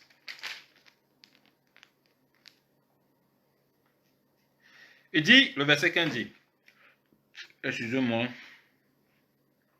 il est l'image du Dieu invisible, le premier-né de toute la création. Donc, vous comprenez, le verset 15 dit que Jésus-Christ est le premier-né de toute la création. Amen. Le premier-né de toute la création. Jésus, dans le livre de Colossiens 15, est devenu le premier-né de toute la création. Au même moment, la Bible nous dit que Dieu, il a fait quoi? Il a tué les premiers-nés égyptiens pour la liberté de son peuple. Il a tué quoi? Le premier-né égyptien. Maintenant, la Bible dit ici que Jésus-Christ est le premier-né de toute la création. On dit, car en lui, on a été créé. On a été créé. Toutes les choses qui sont dans les cieux, sur la terre, les visibles et invisibles. Trône, dignité, domination, autorité. Tout a été créé par lui et pour lui. Amen. Tout a été créé par lui et pour lui. Ça, c'est le verset 16. Trône, domination, dignité, tout ça là, tout a été créé par Jésus. Amen. Qui est le premier-né de toute la création. Par Jésus et pour Jésus. Amen. Ah, vous comprendrez plus. Vous allez comprendre à partir de lundi, lorsque je vais commencer, je vais encore retourner dans ce verset. Et vous allez mieux comprendre. Très important. Le verset 17 dit ceci. Il était avant toute chose. Et toute chose subsiste en lui. Amen. Il est la tête du corps de l'Église. Il est le commencement, le premier-né d'entre les morts, afin d'être en toutes choses le premier. Donc nous comprenons ici, j'avais montré les 5 doigts pour vous faire comprendre que Dieu traite toujours avec le premier. Premier mois, premier-né, agneau mâle, amen, agneau mâle sans défaut. Agneau, prenons agneau, mâle et sans défaut. Donc ces 5 éléments, que je présente par mes 5 doigts, représentent une seule personne qui est Jésus. Amen. Représente une seule personne qui est Jésus. Alléluia. Donc Dieu a instauré la Pâque pour nous faire comprendre déjà par là que un jour viendra, quelqu'un viendra, un homme viendra, son premier fils viendra, son fils unique viendra comme il a dit pour Isaac. Prends ton fils unique. Alléluia. Prends ton fils unique. Son fils unique viendra, le premier-né d'entre toutes les créations. Celui par qui toute chose a été créée. Alléluia. Cette personne viendra et elle mourra pour toi et elle mourra pour moi, pour nous sauver. Pour notre liberté. Alléluia. Pour que nous puissions sortir de l'Égypte. Alléluia. Donc, Jésus-Christ étant le premier né de toute la création, il représente aujourd'hui l'agneau qui a été tué, alléluia, l'agneau qui a été tué dans la maison des Israélites. Il représente l'agneau qui a été tué dans la maison des Israélites. Maintenant, regarde ceci que je vais te révéler. Avant que tu ne sortes de l'Égypte, avant que tu ne quittes l'Égypte, il faudrait que le premier-né de Pharaon meure. Tant que le premier-né de l'Égypte n'est pas mort, tu ne peux pas sortir. Quelqu'un va me poser la question de savoir qui est le premier-né de l'Égypte? Qui est le premier-né de Pharaon? Alléluia. Pharaon existe toujours. L'Égypte existe toujours. Et le premier-né existe. S'il faut quitter l'Égypte, qui est aujourd'hui le monde dans lequel nous vivons, s'il faut sortir de l'esclavage du monde, s'il faut sortir de l'esclavage du péché, il faudrait que le premier-né des Égyptiens, le premier-né égyptien meure. Sache qu'aujourd'hui, Pharaon, c'est l'antéchrist. Pharaon, c'est le diable. Alléluia. Et l'Égypte, c'est le monde. Alléluia. L'Égypte, c'est le monde. La vie de l'Égypte est toujours là. La civilisation égyptienne, elle est toujours là. Et on nous impose cette civilisation. Mais laisse-moi te dire, tu ne peux pas bénéficier, tu ne peux pas rentrer en possession, tu ne peux pas rentrer en possession des vertus de la Pâque si le premier-né égyptien n'est pas mort. Tu ne peux pas être délivré, sorti de l'Égypte. Tu ne peux pas avoir ta vraie délivrance si le premier-né égyptien n'est pas mort. L'agneau a été déjà immolé. L'agneau est tué. Alléluia. L'agneau est tué. Comme les enfants israélites. Cette nuit, l'agneau est tué. Alléluia. Cette nuit, la mort va frapper. Alléluia. Cette nuit. Demain serait la Pâque. Mais écoute-moi. Si le premier-né égyptien n'est pas mort en toi, tu ne peux pas être sauvé. Le premier-né égyptien, c'est quoi? Le premier-né de ce monde en nous, c'est quoi? Le premier-né égyptien, c'est quoi? C'est la chair. C'est la chair en toi. C'est la chair en moi. Si la chair n'est pas morte, si la chair n'est pas détruite, tu ne peux pas être sauvé, bien-aimé. Nous ne pourrons pas être sauvés. Si la trompette sonnait, on ne peut pas quitter. Beaucoup de personnes fêtent la Pâque, mais rien ne change dans leur vie. Pourquoi? Juste parce que le premier-né égyptien est toujours là. Pourquoi c'est la chair qui est le premier-né égyptien? Pourquoi c'est la chair qui est le premier-né de ce monde en nous? Pourquoi c'est la chair qui est le premier-né du diable en nous? Lorsque Adam et Ève ont chuté, lorsque la vie de Dieu les a quittés en même temps, il y a une autre vie qui est née en eux automatiquement. Parce que le diable a horreur de vide. Quand ils ont désobéi à Dieu en même temps, ils ont mis pied dans la désobéissance en même temps, le souffle de Dieu les a quittés. La vie de Dieu les a quittés. La lumière les a quittés. Il y a quelque chose qui a pris la place en même temps. C'était quoi? La chair. Si nous retournons un peu dans le livre de Genèse, nous allons aller dans le livre de Genèse, peut-être tu pourras mieux comprendre. Alléluia. Peut-être tu pourras mieux comprendre, tu vas comprendre ce que je suis en train de dire. Amen. Dans le livre de Genèse,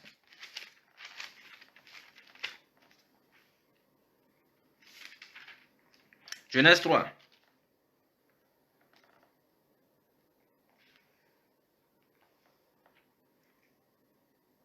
À partir du verset 7, nous allons lire. Il dit ceci, suivez très bien la lecture, il dit, Genèse 3, à partir du verset 7, il dit, les yeux de l'un et de l'autre s'ouvrirent. Ils courirent, ils connurent qu'ils étaient nus. Et ayant conçu des feuilles de figuier, ils s'en firent des ceintures. Alléluia. Chacun a eu les yeux ouverts. Et ils ont compris qu'ils étaient nus. Alléluia. Alors, il entendit la voix de l'Éternel Dieu qui parcourait le jardin vers le soir. Et l'homme et sa femme se cachèrent loin de la face de l'Éternel Dieu au milieu des arbres du jardin. Mais l'Éternel Dieu appela l'homme et et lui dit, où es-tu? Où es-tu? Alléluia. Il répondit, j'ai entendu ta voix dans le jardin et j'ai eu peur parce que je suis nu. Je me suis caché. Ah ah. Maintenant, on a commencé par se cacher. Quand dans ta vie, ce n'est pas transparent, tu caches des choses dans ta vie, c'est là la source. Quand il y a l'obscurité dans ta vie, quelqu'un qui cache des choses, c'est qu'il y a l'obscurité dans sa vie. Dans sa vie, ce n'est pas transparent. Vous avez vu comment Adam a commencé par réagir. Il a commencé par se cacher parce qu'il a vu qu'il est nu. Il veut cacher sa nudité. Avec Dieu, tout est transparent. Avec Dieu, on ne cache rien. Alléluia. Sauf si Dieu lui-même te dit, tais-toi, ne dis rien. Sauf si Dieu lui-même te montre quelque chose. Dieu lui-même te montre quelque chose, tu dis, ça là pour le moment ne dis rien. Parce qu'un jour viendra, tu diras. En ce moment, tu pourras, pas à moi, c'est ce que Dieu a fait avec moi. Il m'a montré beaucoup de choses au paradis. Beaucoup de choses, plein de choses, mais il m'a dit, tais-toi. Il m'a parlé beaucoup de serviteurs, beaucoup de faux prophètes, de faux hommes, de faux serviteurs qui se disent hommes de Dieu. Mais il m'a dit, un jour viendra où je vais délier ta langue, tu vas parler, tu appelleras leur nom et tu vas les dénoncer. Mais pour le moment, alléluia, praise the Lord. Regardez ce qui se passe avec Adam et Ève ici. Nous allons continuer la lecture. Il dit, où es-tu? L'homme répondit, j'ai entendu ta voix dans le jardin et j'ai eu peur parce que je suis nu. Je me suis caché. L'Éternel Dieu lui dit, qui t'a appris que tu es nu? Est-ce que tu as mangé l'arbre dont je t'avais défendu de manger? L'homme répondit, voilà. La femme que tu as mise auprès de moi m'a donné de l'arbre et j'en ai mangé. L'Éternel dit à la femme, pourquoi as-tu fait cela? La femme répondit, le serpent m'a séduite et j'en ai mangé. L'Éternel Dieu dit au serpent, puisque tu as fait cela, tu seras maudit d'entre tous les bétails et entre tous les animaux des champs. Tu marcheras sur ton ventre et tu mangeras de la poussière. Tous les jours de ta vie, je mettrai inimité entre toi et la femme, entre ta postérité et sa postérité. Amen. Celle-ci t'écrasera la tête et tu lui blesseras le talon. Amen. On va s'arrêter là-bas. L'accusation a commencé. Mais regardez, là où je veux en venir, vraiment, là où je veux attirer ton attention dans cette lecture. On dit quoi? On dit, les yeux de l'un et de l'autre s'ouvrirent. Ils connurent qu'ils étaient nus. Et ayant conçu des feuilles de figuier, ils s'en firent des ceintures. Alors il entendit la voix de l'Éternel qui parcourait le jardin vers le soir. L'homme et sa femme se cachaient loin de la face de l'Éternel Dieu, au milieu des arbres du jardin. Mais l'Éternel Dieu appela l'homme.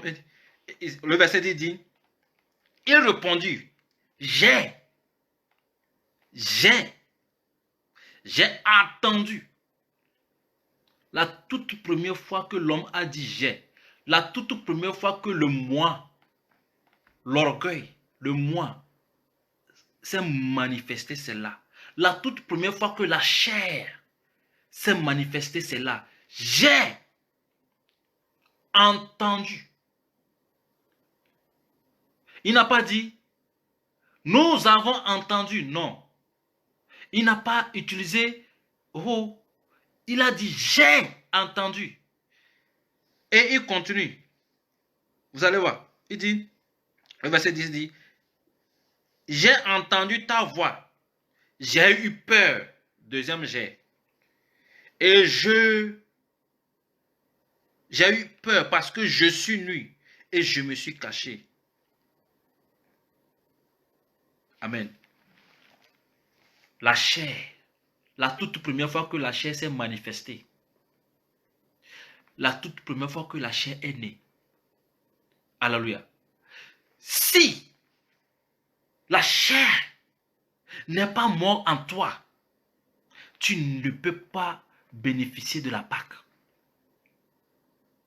La chair est le premier né Elle est le premier-né. Amen. Elle est le premier-né de Satan en nous. Quand nous quittons la face de Dieu, quand nous désobéissons à Dieu, il y a un être qui vient s'installer en nous. Alléluia. Et cet homme s'appelle la chair. La Bible l'appelle le vieil homme. La Bible l'appelle quoi? Le vieil homme. Il dit quoi? De nous séparer du vieil homme. Alléluia. Tant que tu ne t'es pas séparé du vieil homme, tu ne peux pas plaire à Dieu. Tant que la chair n'a pas quitté ta vie, tu ne peux pas plaire à Dieu. Avant que les enfants d'Israël ne sortent de l'Égypte, quand bien même ils ont tué l'agneau, quand bien même le sang de l'agneau est versé, quand bien même ils ont mis le sang sur le poteau, tout ça là, il a fallu que les premiers-nés ou les Égyptiens meurent. Il a fallu que la maison de Pharaon soit en deuil. Donc si la maison de Satan n'est pas en deuil, si Satan ne pleure pas la chair qui est en toi, si Satan n'a pas pleuré la chair, c'est que ta délivrance est zéro.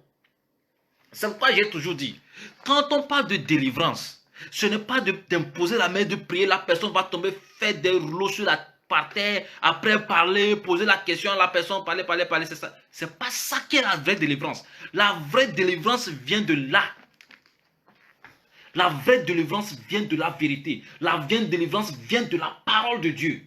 Tant que tu n'es pas affranchi par la parole de Dieu, tu n'es pas délivré. Si c'est les prières seulement, on peut prier. On peut prier. Vous savez, Satan, quand il entend le nom de Jésus, il fait des courbettes, il tombe. Alléluia. Le nom de Jésus seul fait tomber. Alléluia. Le nom de Jésus seul fait tomber. Satan, il va faire des cantates, il va faire des scènes qu'il faut faire. Il va faire tout ce qu'il faut faire. Les gens vont penser que, les gens diront, ouais, tout ça là-dedans même, Satan va introduire l'orgueil en toi. En toi, surtout, c'est ça qui a fait que beaucoup de serviteurs de Dieu sont devenus des orgueilleux. Parce que le diable a poussé les gens à les amener à être orgueilleux. Comment? À cause des délivrances. Il prie, les gens tombent, les esprits parlent, on dit, waouh, il est fort, waouh, il est puissant. Oh, c'est faux. La personne qui est tombée, quand elle va partir, le diable va revenir avec cette autre, puisque elle n'est pas enseignée, puisque on ne l'a pas parlé de la nouvelle vie qu'elle doit adopter. On ne l'a pas parlé de la nouvelle vie qu'elle doit mener. Elle ne connaît pas la vérité. Elle n'est pas affranchie. Le vieil homme, le premier-né égyptien n'est pas encore mort en elle. Le premier-né égyptien n'est pas encore mort en cette personne. Donc, cette personne ne peut pas, elle ne peut pas vivre la délivrance. Ce n'est pas possible. On ne peut vivre la délivrance que lorsque le premier-né égyptien est mort en nous, qui est la chair, qui est mort complètement en nous. Si tant que la chair n'est pas morte en nous, on ne peut pas se dire qu'on est délivré. Tant qu'on n'est pas sorti du monde, tant que la semence du monde en nous n'est pas détruite complètement, tant que la semence du monde en nous n'est pas détruite, c'est faux. La délivrance, elle est vaine. La Pâque, elle est vaine dans notre vie. Donc, pour que la Pâque soit authentique dans notre vie, alléluia, pour que la Pâque soit authentique dans notre vie, il faut quelque chose. Et ce qu'il faut pour que la Pâque soit authentique dans notre vie, c'est que le premier-né égyptien doit quitter. Il doit prendre ses bagages et quitter ta vie. La chair doit te quitter. Le vieil homme doit te quitter. La semence du Satan doit te quitter. La semence de ce monde doit te quitter. Le monde ne doit plus voir quelque chose en toi qui l'appartienne. Alléluia. Le monde ne doit plus voir quelque chose en toi qui l'appartienne. Tu dois tout remettre à ce monde. Les premiers-nés égyptiens, Dieu les a tués pour que Pharaon n'ait plus d'espoir. Pour que Pharaon n'ait plus de puissance. Alléluia. Donc si la chair est tuée en toi, si la chair est détruite en toi, Satan n'aura plus de force pour t'attaquer. Satan n'aura plus de puissance sur toi. Parce que ce qui donne la force de Satan, c'est la chair qui est en toi. Ce que tu dois combattre chaque jour de ta vie, c'est la chair. C'est la chair. Quand nous allons dans le livre de Galates 5, à partir du verset 18 jusqu'au verset 21, vous allez voir ce que c'est que les œuvres de la chair. Vous allez voir ce que c'est que le jeu. C'est pourquoi aujourd'hui, la plupart des églises vivent la chair. La plupart des églises vivent la chair et non l'esprit. L'esprit de Dieu a quitté les églises. C'est pourquoi Dieu a mis fin. Je dis bien, Dieu a mis fin. Il a fermé les églises. Il dit, chacun n'a qu'à rester à la maison. Chacun va fêter cette Pâque à la maison. Mais toi, tu ne vas pas fêter la Pâque à la maison comme tout le monde, mais toi, tu vas fêter la Pâque comment? À partir de cette nuit, tu vas commencer par combattre la chair. Tu vas détruire la chair. Si nous lisons dans le livre de Galates 5, le verset 25, vous allez voir, on dit quoi? Galates 5, 25, il dit, plutôt 24, excusez-moi, le verset 24, il dit, ceux qui sont à Christ ont crucifié la chair avec ses passions. J'ai laissé la Pâque qui est Jésus. Maintenant, je suis en train de te dire ce qu'il te faut pour que la Pâque soit complète. Pour que le sacrifice de Jésus ait un sens dans ta vie. Pour que le sacrifice de Jésus ait sa place, son utilité dans ta vie. C'est ce que je te dis. Pour que ce sacrifice trouve son importance dans ta vie, il faudrait détruire ce qu'on appelle la chair. Il dit, ceux qui sont à Christ ont crucifié la chair et ses passions. On a l'habitude de prier, dire, Seigneur, je ne veux plus voler. Seigneur, que la convoitise en moi soit détruite. Non, c'est des prières qui n'ont pas de place. Que l'esprit de jalousie en moi soit détruit. Que l'esprit de... Non, c'est des prières qui n'ont pas de place, qui n'ont pas de sens. Je vais t'expliquer pourquoi c'est des prières qui n'ont pas de sens. Pour détruire quelque chose, il faut aller à la racine. Alléluia. Pour détruire un arbre, il faut aller à la racine. Quand tu détruis les fruits, l'arbre va porter des fruits. Alléluia. Quand tu détruis seulement que la convoitise, tu détruis l'esprit de querelle, l'esprit de division. C'est les fruits que tu détruis. C'est les fruits que l'arbre, la chair porte. La chair c'est un arbre dans ta vie. Et l'arbre là va porter ses fruits. À chaque saison, ça va venir. À chaque occasion où tu dois être jaloux, c'est une saison. L'arbre va porter des fruits. Alléluia. C'est pourquoi l'Esprit de Dieu a inspiré notre frère l'apôtre Paul. Il a dit aux Galates, il dit quoi? De crucifier la chair et ses passions. Il ne faut pas crucifier seulement que les passions, mais la chair et ses passions. Premièrement, la chair d'abord. Il faut détruire la chair. Quand tu détruis la chair, les passions de la chair vont quitter ta vie. Mais quand tu ne détruis pas la chair, et elle est à sa place, tu montes dans l'arbre, tu coupes les fruits, tu jettes, tu coupes que les fruits, tu coupes que les fruits, tu coupes que les fruits, sois sûr qu'à chaque saison de jalousie, l'esprit de jalousie va apparaître. À chaque saison de querelle, l'arbre va porter le fruit de querelle. À chaque saison de division, l'arbre va porter les fruits de division. À chaque saison, l'arbre portera des fruits. Je vous dis, l'arbre portera du fruit. Donc, ce qu'il faut faire, c'est d'aller à la racine et de couper. Si tu veux avoir vraiment une vie renouvelée, une vie franchement changée, va à la racine pour couper ce qui est à couper. Va à la racine. Tant que tu ne l'as pas enlevé, le monde sera derrière toi. Le monde va courir derrière toi. Le monde va te séduire toujours. Tu feras un pied dedans, un pied dehors, un pied dedans, un pied dehors. Tu vas chanceler. Tu ne sauras pas quoi faire de ton adoration. Aujourd'hui, tu vas aller, demain tu recules. Aujourd'hui, tu avances, demain tu recules. C'est dans ça que tu seras. C'est dans ça que tu vas vivre.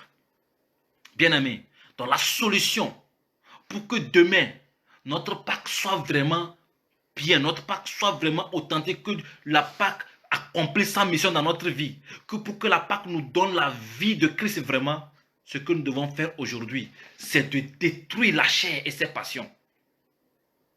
De détruire la chair et ses passions. Parce que c'est elle, le premier-né égyptien en nous.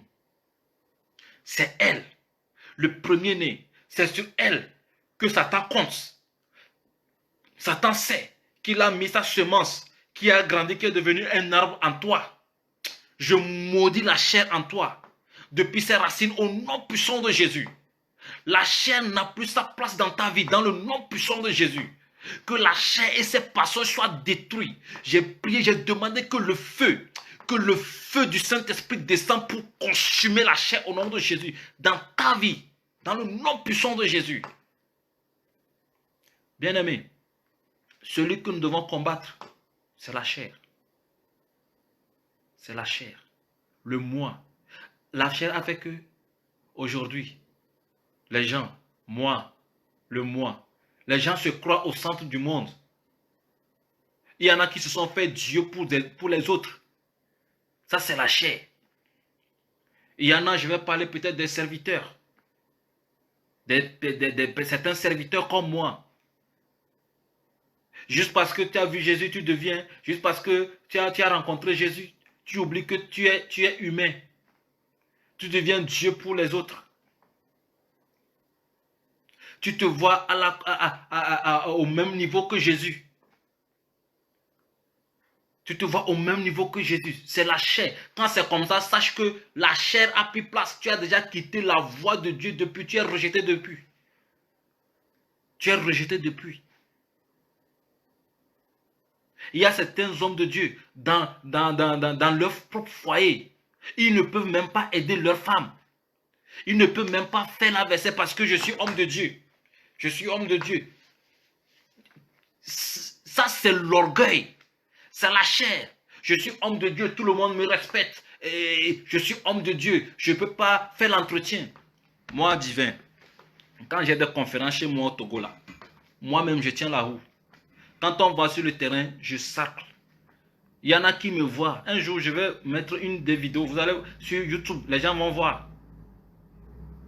Quelqu'un m'a dit, mais non, divin, tu ne peux pas dire, arrête. Je sers Dieu. Jésus a dit quoi? Qu'il est venu pour nous servir, pas pour que nous on le sert. Je sers Dieu. Je sers Dieu. Il y en a, ils ont des palais, ils restent dedans, ils ne veulent rien faire. C'est l'orgueil, c'est la chair. C'est ça qui a fait que les gens ont chuté. Ils ont chuté. Ils ont chuté. Jésus m'a appris à conduire moi-même. Je conduis. C'est Jésus lui-même qui m'a appris à conduire. Je n'ai pas été à auto-école. Je n'ai pas appris à conduire quelque part. J'étais dans la chambre. Jésus m'a appris à conduire sur le mur. L'écran est venu sur le mur comme ça. Le Seigneur est à côté. Il m'a appris à conduire. Jésus lui-même. Et je tiens, depuis ce jour, moi-même, je tiens le volant. Je tiens le volant. Beaucoup de personnes sont témoins de ça. Moi-même, je conduis ma voiture. Je tiens le volant. Les moments où je ne tiens pas le volant aussi, ces moments sont là. Si le Seigneur me demande, je tiens. Dieu a fait tout ça là, pourquoi? Pour casser l'orgueil en moi. Pour détruire l'orgueil en moi. Pour m'empêcher d'être orgueilleux. Parce que l'orgueil, c'est loin. Si nous pouvons lire dans le livre de Galates, nous allons prendre. Nous allons lire. Je dis donc, marchez selon l'esprit. Et vous n'accomplirez pas les désirs de la chair. Car la chair a des désirs contraires à ceux de l'esprit. La chair a des désirs contraires à ceux de l'esprit. La chair a des désirs contraires à ceux de l'esprit. C'est pourquoi ceux qui ont suivi certaines de mes vidéos, j'ai dit quelque chose. J'ai dit, celui qui vit en esprit, il est toujours détesté par celui qui vit dans la chair. Quand tu acceptes la parole de Dieu, quand tu commences par obéir à Dieu, sois sûr que le monde entier va se lever contre toi. Sois sûr que, même si tu ne fais pas attention, Satan va amener même, on va te licencier dans ton travail. On va te renvoyer dans ton travail. Juste parce que tu vis en esprit. Juste parce que tu es une personne spirituelle. Et que tout ce que tu fais, tu le fais selon la volonté de Dieu. Tu marches selon la volonté de Dieu et non selon la volonté humaine. Donc ainsi donc les hommes vont se lever contre toi. Le monde entier va se dresser contre toi. Alléluia. Le monde entier va se dresser contre toi. À cause de cela. Tout ce que les autres serviteurs font, tout ce que les autres chrétiens font, toi tu dis non, je ne vais pas le faire. Parce que voici, on dit ouais, c'est toi, c'est toujours vous. Vous croyez plus saint que les autres. Juste parce que tu es sur la bonne voie. Quand c'est comme ça, tu dois savoir que je suis sur la bonne voie. Un jour, j'ai dit à quelqu'un que lorsque j'enseigne, et on m'acclame, on dit j'ai bien enseigné, je dis il y a quelque chose qui ne va pas. Le jour-là, j'ai mal enseigné. Parce que si j'enseigne bien, tout le monde doit me détester. Quelqu'un qui enseigne bien, tout le monde doit le détester. Quelqu'un qui dit la vérité, quand il enseigne, on doit le détester. Parce que tu vas toucher des points clés, des vies, des points dans les vies des gens. Ils diront que toi là, c'est sûr que tu m'as vu dans l'obscurité quelque part, tu viens prêcher. C'est sûr que tu m'as vu faire comme ça. C'est sûr qu'on est venu te dire ceci. Oh, c'est faux, c'est la vérité, tu dis. On va te détester. Donc, quand tu enseignes, on t'acclame. Dis-toi que tu as mal enseigné. Partout où Jésus allait, il enseignait, on ne l'a pas aimé. Hein. On ne l'a pas aimé. Lisez bien la Bible, vous allez comprendre. On ne l'a pas aimé. Partout où il allait, il enseignait, les docteurs de la loi, tout ça là, on ne l'a pas aimé. Donc, on n'enseigne pas pour plaire aux gens, mais on enseigne pour plaire à Dieu. On n'enseigne pas pour faire le plaisir du peuple de Dieu, du peuple, mais on enseigne pour le plaisir de Dieu. On enseigne la vérité pour le plaisir de Dieu. C'est pour ça qu'on est appelé pour enseigner. Mais quand tu enseignes et on t'acclame, il y a problème. Quand on enseigne, tout le monde dit Amen, oui, Amen. Il faut savoir que dans toute l'église, c'est la chair qui domine. L'église est dominée par la chair. Il n'y a rien de l'esprit dedans. Rien de l'esprit dedans. Bien-aimés, nous n'allons pas fêter la Pâque dans la chair. Nous n'allons pas passer la journée de demain dans la chair. Nous n'allons pas vivre dans la journée de demain dans la chair. Mais nous allons la vivre en esprit. Nous allons la vivre en esprit. Si tu es avec ton mari à côté de toi, dis à ton mari que nous allons vivre la journée de demain en esprit. Si tu es avec tes enfants, dis à tes enfants, dites-vous, entre vous, dites-vous que nous allons vivre la Pâque demain en esprit. La chair n'aura pas de place dans notre famille. La chair n'aura pas de place dans notre foyer. La chair n'aura pas de place. La chair n'aura pas de place. Nous allons vivre la Pâque. Nous allons nous souvenir du sacrifice que Jésus-Christ nous a fait à la croix. En esprit, pas dans la chair. Et il n'y aura pas la chair. Détruisons les œuvres de la chair. Détruisons les œuvres de la chair. Bien-aimés, demain nous allons continuer. Demain, c'est à 12h30 d'ici, de l'heure de Luxembourg. Je ne sais pas quelle heure sera chez toi. Nous allons encore continuer. Et nous allons encore aller en profondeur. Et nous aurons encore, s'il plaît à Dieu, des révélations de la part du Seigneur que nous allons encore partager ensemble. Ce que je veux que tu comprennes, ce qui doit mourir en toi cette nuit, c'est la chair. Le premier-né égyptien, dis-toi que le premier-né égyptien en moi doit mourir. Le premier-né égyptien en moi doit mourir. Le premier-né égyptien dans ma famille. Le premier-né égyptien dans ma famille, dans mon foyer, doit mourir. La chair doit mourir. Le moi doit mourir. L'orgueil doit mourir. Tout ce qui est premier-né égyptien doit mourir au nom puissant de Jésus. Si il est parti, si il est mort, si il est détruit, je te dis que ton adoration sera parfaite au nom puissant de Jésus. Ton adoration sera parfaite au nom puissant de Jésus. Je ne sais pas quelle heure il sera demain, 12h30 d'ici. Il serait quelle heure aux États-Unis déjà, demain. Si ceux des États-Unis peuvent envoyer l'heure qui sera chez eux pour qu'on puisse voir. Et ceux du Togo, demain midi 30 ici, il sera 10h30 au Togo. Il sera 10h30 au Togo. Donc si vous êtes libre, vous allez suivre. Vous allez, vous et vos enfants, parce que nous allons faire la Sainte Seine, nous allons prendre la chair de Christ, nous allons boire le sang. Toi et tes enfants, toi et ton mari, même si tu es seul aussi, cherche du vin rouge, du vin sucré rouge, sans alcool. Il y a certains vins sans alcool et sans sucre, il n'y a pas de souci.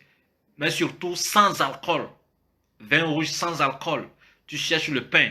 Tu déposes. Après l'enseignement, nous allons prier, nous allons sanctifier ça et ensemble, nous allons faire la Sainte Seine. Tu vas faire ça chez toi et je vais faire ça aussi ici. Nous tous, nous allons faire ça ensemble. Nous allons partager le corps de Christ. Nous allons partager la chair de Christ. Alléluia. Et nous allons établir l'autel de la Pâque dans nos vies, dans le nom puissant de Jésus. Cette nuit, voici la requête que tu vas faire. Voici toute la nuit la requête que tu vas faire. Tu n'as rien d'autre que de souhaiter la mort de la chair, la mort du vieil homme dans ta vie. Tu n'as rien d'autre qu'à faire que de souhaiter la mort du vieil homme dans ta vie. Le vieil homme doit être crucifié dans ta vie. Le vieil homme doit sortir de ta vie. C'est ça qui fait que bon homme n'arrive pas à écouter, ou bien bon homme n'arrive pas à saisir les paroles de la révélation. Celui qui est dans la chair ne peut pas comprendre les choses de l'esprit. Quand on dit à quelqu'un, par exemple, je vais prendre l'exemple du dépouillement.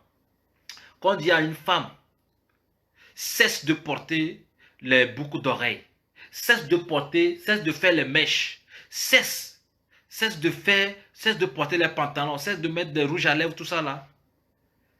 Du moment où la personne est dans la chair, elle ne peut pas comprendre. Du moment où la personne n'est pas en esprit pour savoir que ce qu'on est en train de lui dire, c'est pur spirituel. C'est pour l'aider à grandir. La personne ne peut pas comprendre. Parce qu'elle est dominée, gouvernée par la chair. Parce que tout ce qu'elle met, ce sont les désirs de la chair. Ce sont les convoitises de la chair. Tout ce que les femmes portent, c'est la convoitise de la chair. Tout ça là, c'est la convoitise de la chair. Donc elle ne peut pas comprendre. Ce sont des personnes qui vont vous critiquer. Ouais, telle personne porte ça. La femme de telle, oui, la femme de telle personne porte. Est-ce que tu connais sa destination? Tu ne connais pas. Nous ne connaissons pas. Alléluia. Est-ce que tu connais ta destination? Tu ne sais pas. Mais ce que la Bible dit, quand bien même tu lis dans la Bible, tu le lis noir sur blanc, ils auront toujours des arguments à te donner. Bien aimé, ce qui se passe dans la vie de ces personnes, c'est la chair. C'est des personnes qui veulent la gloire. C'est des personnes qui veulent se faire remarquer. C'est des personnes qui veulent qu'on les honore. C'est des personnes qui veulent qu'on dise, ouais, ils sont riches, ils sont bien, ils mangent bien, il est comme ça, il s'habille bien. C'est ça leur objectif. Donc, ils ne peuvent pas comprendre. C'est des personnes qui veulent toujours qu'on leur dise, oui, tu es belle. Oui, tu es belle. Oui, tu es beau. Oui, tu es comme ça. Oui, tu es comme ça. Alléluia. Ils ne peuvent pas comprendre. Parce que leur pensée est remplie de la chair. Leurs oreilles sont bouchées par la chair. Leurs cœurs sont étouffés par la chair. Donc, de la tête jusqu'aux pieds, c'est la chair. Je prie que tu sortes de là au nom puissant de Jésus. Je prie pour toi. Je prie pour toi. Amen. Alléluia, je prie pour toi. Je prie vraiment pour toi que tu sortes de l'esclavage de la chair. Que tu sortes de l'esclavage de ce monde au nom puissant de Jésus. Que la paix du Seigneur soit avec toi au nom de Jésus. La requête, tu n'as pas autre requête cette nuit que de demander à Dieu la mort de la chair. Tu n'as rien à demander à Dieu que la mort de la chair. La mort de la chair. La mort de la chair. La mort de la chair. La mort de la chair. La chair doit mourir. La chair et ses œuvres doivent mourir en toi, au nom puissant de Jésus. La chair et ses œuvres doivent prendre fin en toi, au nom puissant de Jésus. La chair et ses œuvres ne doivent pas exister en toi. La chair et ses passions, tu ne vas plus vivre dans la chair. Tu dois détruire ça toute cette nuit. Alléluia. Tu dois détruire ça toute cette nuit. Et demain, on va continuer. Tu es béni. Que la paix du Seigneur soit avec vous. Partout où vous êtes dans le monde, vous avez suivi en direct cette vidéo. J'ai prié, j'ai demandé la grâce de Dieu sur vos vies. Que Dieu entende vos prières. Toutes les cris que tu vas adresser aujourd'hui, aussi longtemps que tu as vécu dans l'esclavage de la chair, aussi longtemps que tu as vécu dans l'esclavage en Égypte, j'ai prié que l'esclavage la prenne fin à partir de cette nuit au nom de Jésus. À partir de demain, c'est ta délivrance.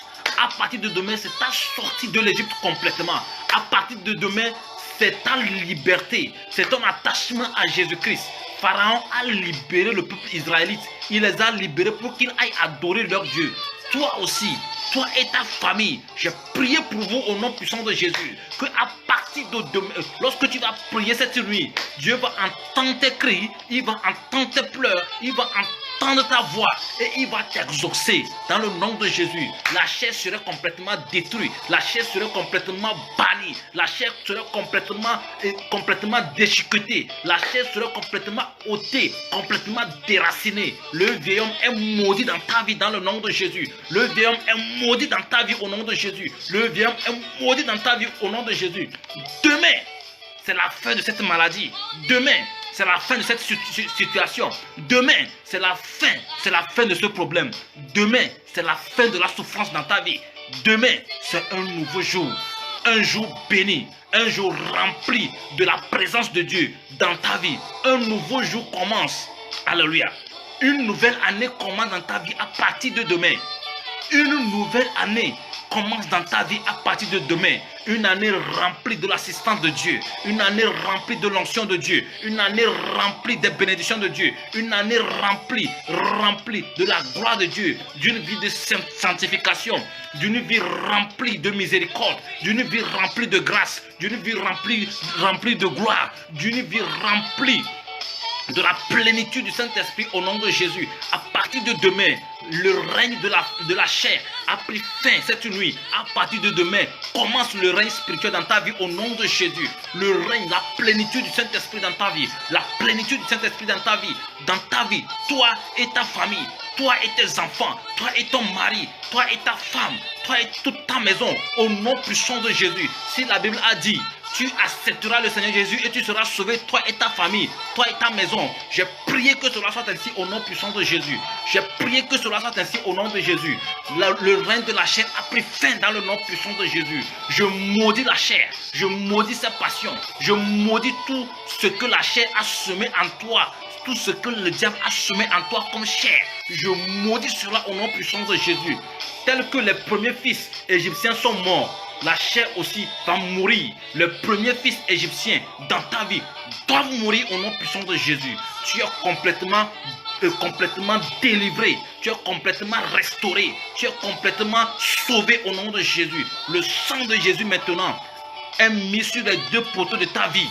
Dans le nom de Jésus, sur le linteau de ta vie, dans le nom puissant de Jésus, que la grâce que Jésus-Christ a obtenue pour nous sur la croix du Calvaire, que la miséricorde qu'il a obtenue sur la croix du Calvaire, soit ton partage au nom de Jésus. Soit ton partage au nom de Jésus. Soit ton partage au nom de Jésus. Soit ton partage au nom de Jésus. Soit ton partage au nom de Jésus. Soit pour toi au nom de Jésus.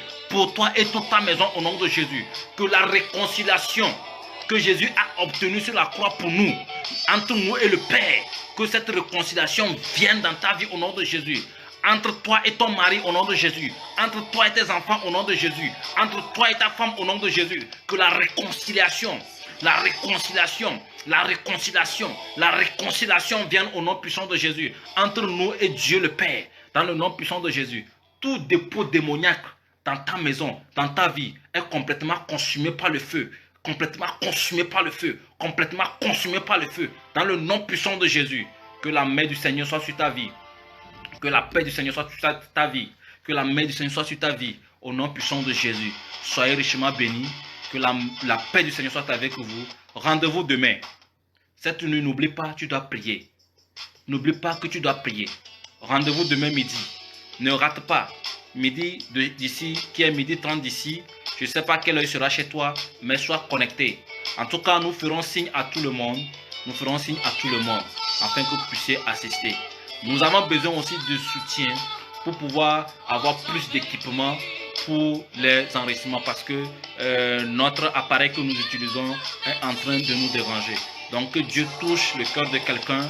Dieu a déjà touché le cœur d'une sœur qui s'est manifestée. Si Dieu touche ton cœur aussi, tu peux te manifester et Dieu va nous aider. Nous allons avoir plus d'équipements pour que nos vidéos soient encore plus efficaces, pour que l'éclairage, tout ça là soit encore plus bon que ce que nous avons actuellement.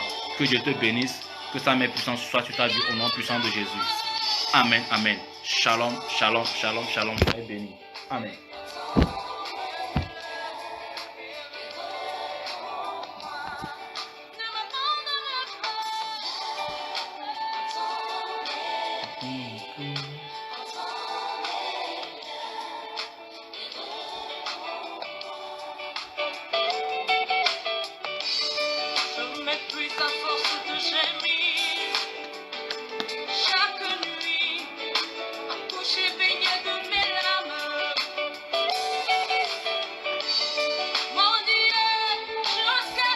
Vous êtes venus. Shalom, shalom, shalom, shalom, shalom. À demain midi.